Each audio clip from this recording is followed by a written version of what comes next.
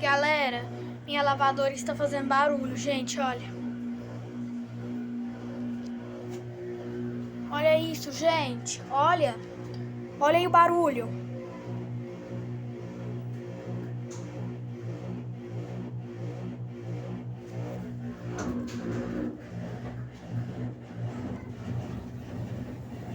Minha lavadora está fazendo barulho.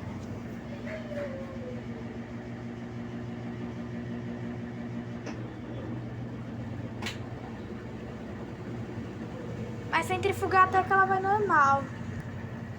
Mas não sei o que minha lavadora, não sei porque minha lavadora tá fazendo barulho, gente.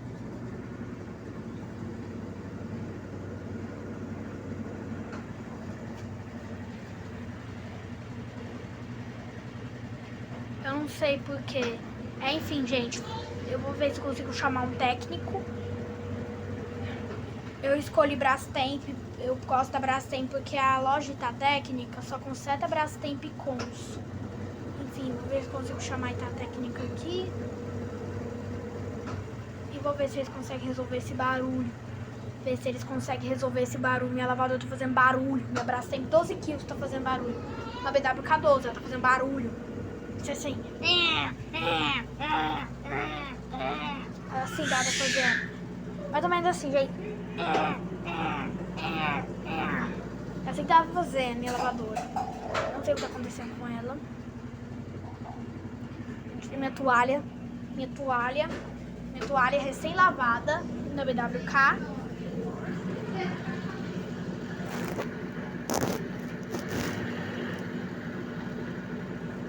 Beni, sai daqui, eu tô gravando. Meu priminho veio aqui me ver o que eu tava fazendo. Eu tô gravando aqui pra galera. Tô gravando aqui pra vocês, né? Falando que a BWK12 tá com barulho. Porque talvez não possa ter alguns vídeos dela. Porque pode ser que eu precise chamar um técnico pra ela. Eu não sei o que tá acontecendo com ela, porque ela tá fazendo esse barulho. Eu preciso ter um compilado, momentos antes da BWK12 fazer barulho. Depois eu preciso fazer um compilado.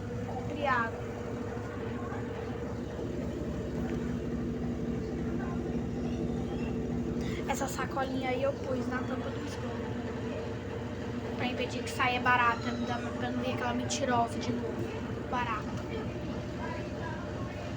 E eu tava aqui de boa e ela começa a fazer esse barulho do nada, gente. Enfim, o que nós vamos fazer, né? Vou ver se consigo resolver esse problema, vou ver se consigo chamar um técnico. Vou chamar o técnico aqui pra ver se ele consegue resolver. Enfim, né? Enfim, deixe seu like, se inscreva no canal.